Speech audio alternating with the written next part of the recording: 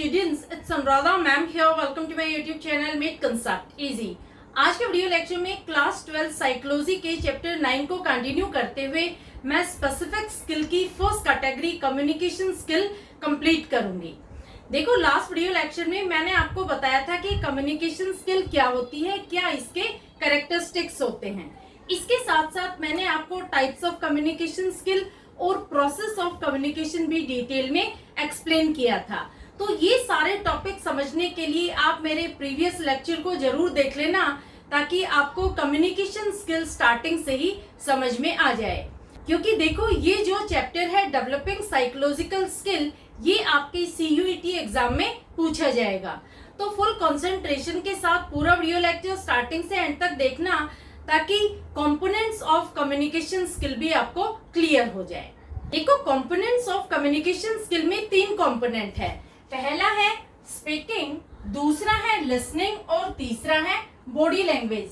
क्या होते हैं ये तीनों कंपोनेंट, ये मैं आपको डिटेल में एक्सप्लेन करूंगी। सबसे पहले मैं आपको बता रही हूँ स्पीकिंग। स्पीकिंग क्या होता है? Communicator must use language appropriately, it should be clear, precise and with in the context.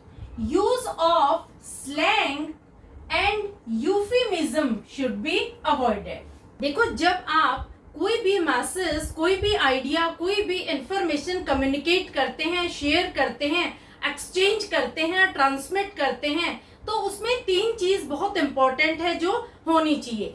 पहली चीज क्या है? It should be clear. जो भी मैसेज आप कम्युनिकेट करना चाहते हैं वो बिल्कुल क्लियर होना चाहिए। रिसीवर को वो बिल्कुल समझ में आना चाहिए कि आप क्या कहना चाहते हैं। दूसरा पॉइंट आता है प्रिसाइज।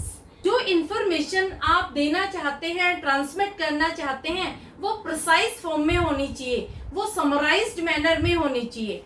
और तीसरा पॉइंट आता है विद इन द कॉन्टेक्स्ट।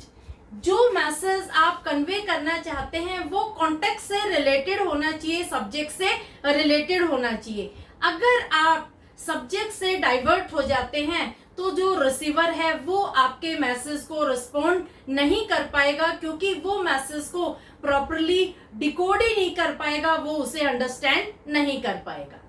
तो समझ में आया? स्पीकिंग में जो कम्युनिकेटर होता है उसको लैंग्वेज और वर्ड्स को अप्रोप्रिएटली यूज करना चाहिए। हो सकता है वो नॉन वर्बल लैंग्वेज यूज कर रहा हो, वो किसी तरह के कोई एक्सप्रेशंस यूज कर रहा हो, वो भी बिल्कुल क्लियर होने चाहिए, वो भी रिसीवर को अच्छे से अंडरस्टैंड होने चाहिए, तभी आपका कम्युनिकेशन सक्सेसफुल होगा।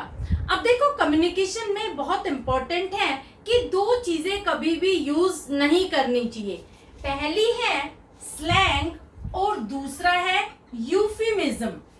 स्लैंग क्या होते हैं? स्लैंग स्टाइलिश इंग्लिश वर्ड्स होते हैं जो हर किसी को नहीं आते।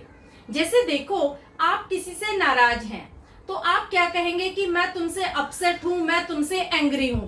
लेकिन अगर आपने स्लैंग यूज कर दिया तो आप वर्ड यूज करेंगे सॉल्टी। तो सॉल्टी क्या होता है ये हर किसी को समझ में नहीं आएगा।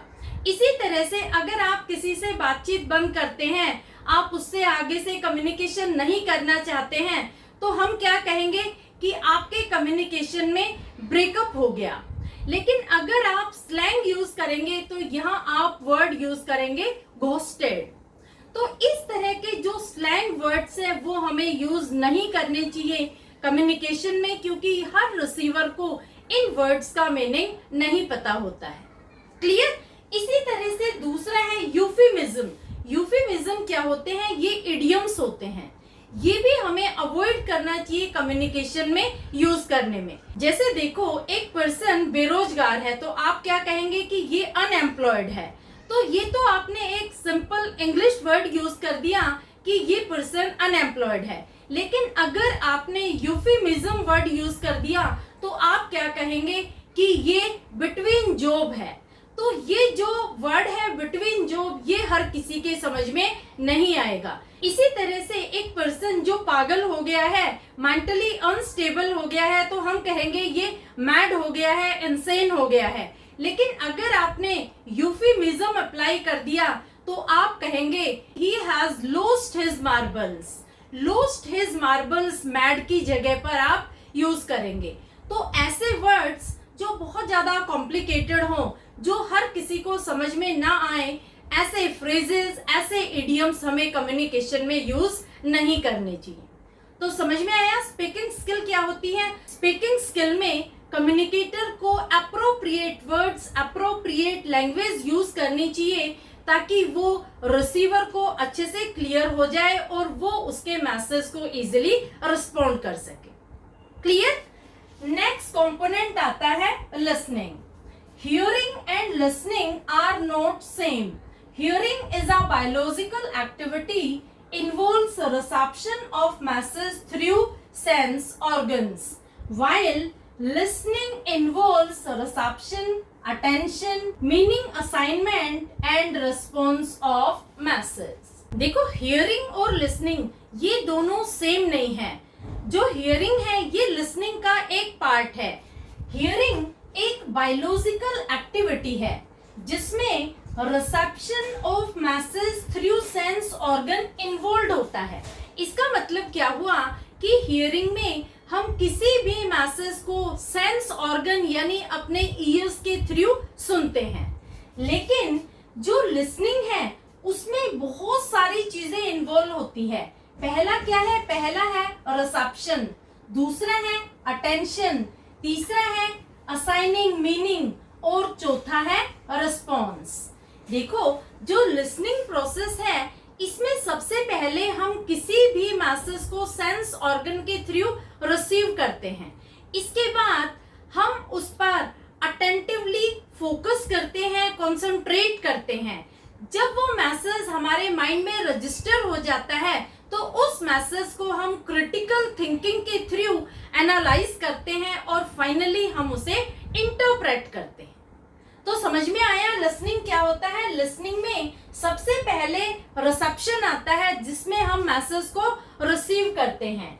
उसके बाद अटेंशन आता है। अटेंशन में हम सेलेक्टिव अटेंशन फोकस करते हैं किसी भी मैसेज को अंडरस्टैंड करने के लिए ताकि वो हमारे माइंड में रजिस्टर हो जाए। उसके बाद मीनिंग असाइन करते हैं हम उस मैसेज को और फाइनली हम रिस्पोंड करते हैं मैसेज को। तो समझ में आया हियरिंग और लिसनिंग में क्या डिफरेंस होता है। हियरिंग एक बायोलॉजिकल एक्टिविटी है जिसमें हम मैसेज को रिसीव करते हैं थ्रू सेंस ऑर्गन, लेकिन लिसनिंग में हम मैसेज को सेंस ऑर्गन के थ्रू रिसीव करने के बाद सेलेक्टिव अटेंशन फोकस करते हैं, कंसंट्रेट करते हैं स्पेसिफिक मैसेज पर, फिर अपनी क्रिटिकल थिंकिंग और रीजनिंग अप्लाई करके उस मैसेज को हम एनालाइज करते हैं, इंटरप्रेट करते हैं और फाइनली रिस्पॉन्ड करते हैं। क्लियर। तो इन दोनों को आप सेम कंसिडर कभी भी मत करना क्योंकि हियरिंग लिसनिंग का एक पार्ट है। क्लियर। अब मैं आपको बता रही हूँ लिसनिंग में कौन कौन सी 5 स्टेप इन्वॉल्व की गई हैं, कौन कौन सी 5 स्टेप है जो लिसनिंग प्रोसेस को सक्सेसफुल बनाती हैं। देखो सबसे पहली स्टेप आती है reception. Initial step in listening is reception of stimuli और message. Message could be auditory और visual. Visual for example facial expressions, postures, gestures, movement and eye contact, etc. देखो जब भी हमें कोई मैसेज मिलता है, कोई भी स्टिमुलाई हमारे सामने होता है तो सबसे पहले तो उसे हम रिसीव करते हैं। अब रिसीव हम दोनों तरह से कर सकते हैं, विजुअली भी रिसीव कर सकते हैं और ऑडिटरी भी, यानी वर्बली भी हम मैसेज को रिसीव कर सकते हैं और नॉन वर्बल वे से भी। वर्बली क्या हुआ कि कोई अगर हमसे कुछ बात कहता है और उस बात को जब हम सुनते हैं तो वो हो जाता है ऑडिटरी रिसेप्शन। और विजुअल क्या होता है कि हम फेशियल एक्सप्रेशन को जज करते हैं, पोस्चर्स और जेस्चर्स को जज करने के बाद मैसेज को रिसीव करते हैं। तो देखो रिसेप्शन में सबसे पहले हम किसी भी स्टिमुलाई को, किसी भी मैसेज को रिसीव करते हैं, चाहे ऑडिटरी मैनर में रिसीव करें या फिर विजुअल मैनर में। क्लियर। सेकंड स्टेप आती है अटेंशन। अटेंशन में क्या होता है, सेलेक्टिव और concentrating the stimulus. Divided attention makes it difficult to receive proper message due to distraction. देखो, जब आपने मैसेज को रिसीव कर लिया, चाहे आपने वर्बल वे में रिसीव किया है या नॉन वर्बली, अब आप उस मैसेज पर अपनी अटेंशन को फोकस करेंगे। जहां तक हो सके आपकी अटेंशन सेलेक्टिव अटेंशन होनी चाहिए, क्योंकि अगर अटेंशन डिवाइडेड होती है तो आप मैसेज को अंडरस्टैंड नहीं कर पाएंगे, क्योंकि जो डिवाइडेड अटेंशन होती है वो डिस्ट्रैक्ट करती है मैसेज को अंडरस्टैंड करने में। जैसे देखो, मैं आपको एक एग्जांपल से समझाती हूँ। आप एक मूवी देख रहे हैं और आपके सामने एक पर्सन खड़ा है, वो अपने फ्रेंड के कान में कंटिन्यूअसली विस्पर कर रहा है। तो देखो, यहाँ पर साउंड में बज होगा, यहाँ पर जो आपकी अटेंशन है वो डिस्ट्रैक्ट हो जाएगी। तो इसका रिजल्ट क्या होगा कि आप मूवी पर प्रॉपरली फोकस नहीं कर पाएंगे, कंसंट्रेट नहीं कर पाएंगे, क्योंकि यहाँ पर डिवाइडेड अटेंशन है। डिवाइडेड अटेंशन में हमारा जो कंसंट्रेशन है वो डिस्ट्रैक्ट हो जाता है, और जिस चीज को हम समझना चाहते हैं, अंडरस्टैंड करना चाहते हैं, कॉम्प्रीहेंड करना चाहते हैं, उसमें हिंड्रेंस आ जाती है, ऑब्स्टिकल्स अराइज हो जाती है। तो जहां तक हो सके हमें मैसेज को सेलेक्टिव अटेंशन के थ्रू अंडरस्टैंड करना चाहिए, क्योंकि जब हम उस पर फुली कॉन्सेंट्रेटेड होंगे, फुली फोकस्ड होंगे, तो हम उसे प्रॉपर वे में रिस्पॉन्ड कर सकते हैं। क्लियर? थर्ड स्टेप आती है पैराफ्रेजिंग। पैराफ्रेजिंग का मतलब होता है repeating and summarising what a person has said. देखो, पैराफ्रेजिंग ये थर्ड स्टेप है जो लिसनिंग की एक बहुत इंपॉर्टेंट स्टेप है। इसमें क्या होता है कि हमें जज करना होता है कि जो इंफॉर्मेशन हमने प्रोवाइड की है वो सामने वाले को समझ में आई कि नहीं। तो आप कैसे कंक्लूड करेंगे? देखो, पैराफ्रेजिंग में क्या होता है कि हम लिसनर को बोलते हैं कि आप रिपीट करके बताओ, रीस्टेट करके बताओ, समराइज करके बताओ कि मैंने आपको क्या बोला है। जो भी कुछ मैंने आपसे कहा है आप उसे रिपीट करके बताओ। तो अगर लिसनर प्रॉपरली समराइज कर देता है, रिपीट कर देता है आपके वर्ड्स को, तो इसका मतलब क्या हुआ कि उसके समझ में आ गया आप क्या इंफॉर्मेशन देना चाहते थे, आप क्या कहना चाहते थे। लेकिन अगर वो रिपीट नहीं कर पाता है तो इसका मतलब क्या हुआ कि वो डिस्ट्रैक्टेड था, उसने ध्यान से सुना ही नहीं कि आपने क्या कहा। देखो, जैसे क्लास में आपके टीचर आपसे पूछती है कि मैंने आपको क्या पढ़ाया, तो अगर आप टीचर की पढ़ाई हुई बात को प्रॉपरली रिपीट कर देते हैं, इसका मतलब आप ध्यान से फुली अटेंटिवनेस के साथ, फुली कंसंट्रेशन के साथ लेक्चर को सुन रहे थे। लेकिन अगर आप प्रॉपरली समराइज नहीं कर पाते हैं, टीचर की बात को रिपीट नहीं कर पाते हैं, रीस्टेट नहीं कर पाते हैं, इसका मतलब आप डिस्ट्रैक्टेड थे, आपका ध्यान कहीं और था। तो रीफ्रेजिंग का मतलब यही होता है कि अगर हमारी कही हुई बात को लिसनर रिपीट कर देता है, उसको समराइज कर देता है, रीस्टेट कर देता है, तो इसका मतलब ये होता है कि लिसनर की समझ में हमारा मैसेज आ गया, वो प्रॉपरली उसको रिस्पॉन्ड कर पा रहा है। क्लियर? नेक्स्ट स्टेप आती है assignment of meaning. Process of giving meaning to word according to the context. For example, word cheese. देखो, असाइनमेंट ऑफ मीनिंग का मतलब क्या हुआ कि जब हम किसी स्टिमुलाई को रिसीव करते हैं, किसी मैसेज को हम रिसीव करते हैं, उस पर अटेंशन पे करते हैं, अपने माइंड में उसे रजिस्टर करते हैं, तो हमारे माइंड में कंसेप्ट की कैटेगरी होती है जहां पर हम उसे मीनिंग असाइन करते हैं। जैसे देखो, आपने एक वर्ड सुना चीज। चीज वर्ड को सुनते ही आपके माइंड में जो कंसेप्ट कैटेगरी है उसने उसको एक मीनिंग असाइन किया कि चीज क्या है। चीज एक डेयरी प्रोडक्ट है, इसका पिक्यूलियर टेस्ट होता है, पिक्यूलियर कलर होता है। तो इस तरह से हमारे माइंड में जो कंसेप्ट कैटेगरी होती है वहां पर हम स्टिमुलाई को मीनिंग देते हैं। क्लियर? और इसकी लास्ट स्टेप आती है role of culture in listening. Asian culture emphasize on listening by being silent communication when receiving message from elders. देखो कल्चर भी एक मेजर रोल प्ले करता है लिसनिंग में। जो हमारा एशियन कल्चर है वो किस चीज पर एम्फसाइज करता है कि जो हमारे एल्डर्स कहते हैं उन्हें हमें साइलेंटली लिसन करना चाहिए, कभी भी रिएक्ट नहीं करना चाहिए। यानी जो चीज हमारे एल्डर्स हमें बता रहे हैं उस चीज पर हमें कभी भी रिएक्शन नहीं देना चाहिए। जो बात उन्होंने कही है उनकी बात हमें चुपचाप मान लेनी चाहिए। ये क्या है? ये है हमारा ट्रेडिशनल इंडियन कल्चर।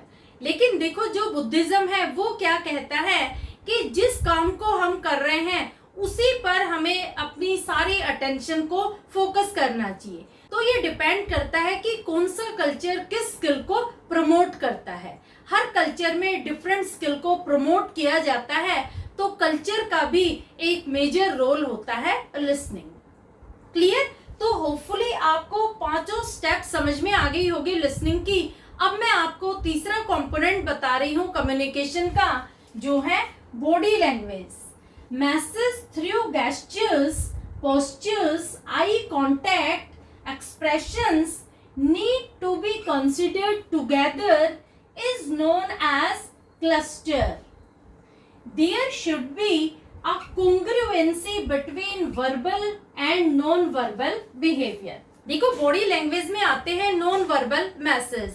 ऐसा जरूरी नहीं है कि जब भी हम कोई मैसेज रिसीव कर रहे हैं तो वो हमेशा वर्बल हो। कई बार ऐसा होता है कि नॉन वर्बल मैसेज भी हमें एक कंप्लीट मीनिंग देते हैं, लेकिन नॉन वर्बल मैसेज में क्लस्टर होना चाहिए। क्लस्टर का मतलब क्या हुआ कि सारे नॉन वर्बल मैसेज इकट्ठे होने चाहिए, तभी वो एक प्रॉपर मीनिंग देंगे, जिसमें आते हैं गेस्चर्स, पोस्चर्स, आई कांटेक्ट और एक्सप्रेशंस। जैसे देखो जब आप एग्जाम देके आते हैं तो वर्बली आपको बताने की जरूरत नहीं होती है कि आपका पेपर कैसा हुआ, क्योंकि नॉन वर्बल मैसेज के थ्रू ही पेरेंट्स समझ जाते हैं कि आपका पेपर कैसा हुआ। अगर आपका पेपर अच्छा हुआ है तो आप बहुत खुश होंगे। आपके फेशियल एक्सप्रेशन से, आपके पोस्चर से, आपके जेस्चर्स से ही उन्हें पता लग जाएगा कि आपका पेपर बहुत अच्छा हुआ। लेकिन अगर आपका पेपर आपके एक्सपेक्टेशन के अकॉर्डिंग नहीं हुआ तो आपके जेस्चर और पोस्चर ही रिवील कर देंगे कि आपका पेपर आपके एक्सपेक्टेशन के अकॉर्डिंग नहीं था। समझ में आया? तो नॉन वर्बल मैसेज वो मैसेज होते हैं जिसमें हम फेशियल एक्सप्रेशन से, जेस्चर्स और पोस्चर से ही समझ जाते हैं कि सामने वाला क्या कहना चाहता है। क्लियर? तो ये तो हुई इसमें एक बात। दूसरी बात ये है कि there should be congruency between verbal और नॉन वर्बल बिहेवियर। देखो वर्बल और नॉन वर्बल बिहेवियर में कॉन्ग्रुएंसी होनी चाहिए। कॉन्ग्रुएंसी का मतलब क्या हुआ कि इन दोनों में समानता होनी चाहिए, इन दोनों में किसी तरह का डिफरेंस नहीं होना चाहिए। जैसे आप बोल तो कुछ रहे हैं लेकिन आपका जो बॉडी मूवमेंट है, आपके जो फेशियल एक्सप्रेशन है वो कुछ और कह रहे हैं, तो वहां पर कॉन्ग्रुएंसी नहीं होगी। जैसे देखो आपका पेपर अच्छा नहीं हुआ, आपको पता है पेपर अच्छा नहीं हुआ, लेकिन आप कह रहे हैं नहीं पेपर बहुत अच्छा हुआ, मैंने सारे क्वेश्चंस अटेम्प्ट किए, लेकिन आपका चेहरा उतरा हुआ है, आपके आंखों में आंसू आ रहे हैं। तो इसका मतलब क्या हुआ है कि यहाँ पर आपके वर्बल और नॉन वर्बल बिहेवियर में कॉन्ग्रुएंसी नहीं है। आपकी जुबान कुछ कह रही है और आपके एक्सप्रेशंस कुछ कह रहे हैं, तो इन दोनों में डिफरेंस है। तो यहाँ पर जो मैसेज रिवील होगा वो कंफ्यूजिंग होगा, क्योंकि पेरेंट्स कंफ्यूज हो जाएंगे कि वो किस चीज को कंसीडर करे, वो आपके एक्सप्रेशन को कंसीडर करे या आपकी लैंग्वेज को कंसीडर करे। तो मैसेज ऐसा होना चाहिए जिसमें कॉन्ग्रुएंसी हो, जिसमें आपकी वर्बल लैंग्वेज और नॉन वर्बल एक्सप्रेशंस एक दूसरे से मैच हो, तो वहां पर जो रिसीवर है उसको प्रॉपर मैसेज डिलीवर होगा। क्लियर? तो होपफुली आपको तीनों कंपोनेंट स्पीकिंग, लिसनिंग और बॉडी लैंग्वेज अच्छे से क्लियर हो गए होंगे। तो आज स्पेसिफिक स्किल की फर्स्ट कैटेगरी कम्युनिकेशन स्किल पूरी हो गई है। कल मैं आपको नेक्स्ट कैटेगरी बताऊंगी जो है साइकोलॉजिकल टेस्टिंग। होपफुली आपको अच्छे से लेक्चर समझ में आ गया होगा। फिर भी किसी तरह की कोई क्वारी हो तो feel free to comment in comment box. Thank you so much.